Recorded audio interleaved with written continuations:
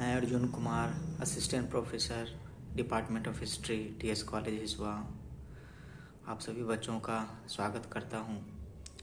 जैसा कि पिछले ऑनलाइन क्लास में मैंने मगध साम्राज्य के उत्कर्ष के बारे में थोड़ी सी जानकारी दी थी। चूँकि मगध साम्राज्य का उत्कर्ष एक दिन में नहीं हुआ है, एक लंबी प्रक्रिया के तहत मगध साम्राज्य का उत्कर्ष हुआ और जो भी राजवंश आए सबों का कुछ न कुछ योगदान रहा मगध साम्राज्य को फैलाने में, बनाने में और इसके प्रगति में। पिछली बार हमने मगध साम्राज्य के सबसे पहले वंश के बारे में चर्चा की और सबसे पहले वंश के रूप में हर्यक वंश के राजाओं ने, शासकों ने इस साम्राज्य को फैलाने में महती भूमिका निभाई। जैसा कि हमने पिछले ऑनलाइन क्लास में बिंबिसार, अजातशत्रु और उदयन के बारे में चर्चा की थी। आज हम लोग मगध साम्राज्य के जो अन्य वंश है, शासक है, जैसे कि शिशुनाग वंश और नंद वंश के बारे में चर्चा करेंगे।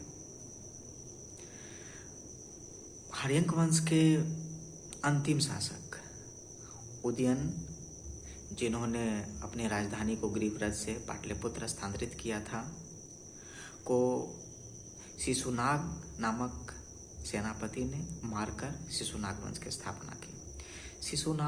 शिशुनाग हर्यक वंश में सेनापति के पद पर कार्यरत था। उदयन के समय में फैले उपद्रव की स्थिति में शिशुनाग ने अंतिम शासक उदयन को मारकर शिशुनाग वंश की स्थापना की और एक शासक के रूप में, राजा के रूप में अपनी गतिविधि कायम रखी। उन्हें डर था कि हो सकता है हर्यक वंश के जो अन्य लोग हैं उनके विरुद्ध विद्रोह कर सकते हैं, तो उन्होंने अपनी राजधानी को वैशाली स्थानांतरित कर लिया था और वहीं से उन्होंने शासन करना प्रारंभ किया। शिशुनाग भी एक महान शासक था।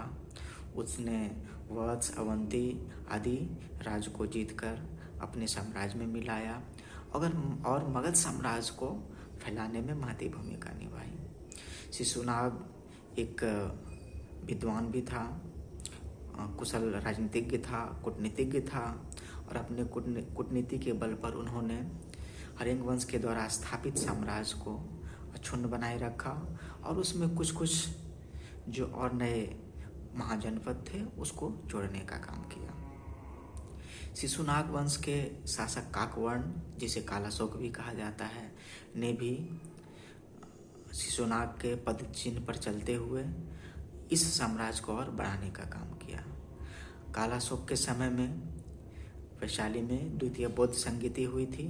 जैसा कि हम जानते हैं, बौद्ध धर्म में अभी तक 4 बौद्ध संगीतियाँ हो चुकी है और पहला बौद्ध संगीति अजातशत्रु के समय में और दूसरा बौद्ध संगीति काकवर्ण या कालाशोक के समय में की गई थी।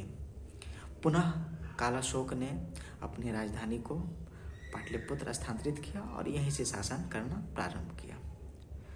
कुछ समय के पश्चात शिशुनाग वंश के अंतिम शासक को नंद वंश के द्वारा अपदस्थ कर दिया गया और महापद्म नंद के द्वारा नंद वंश की स्थापना की गई।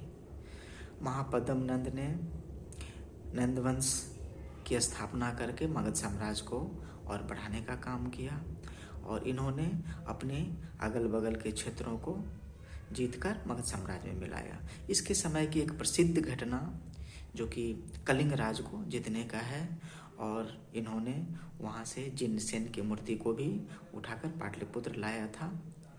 ये इनकी महती विजय थी।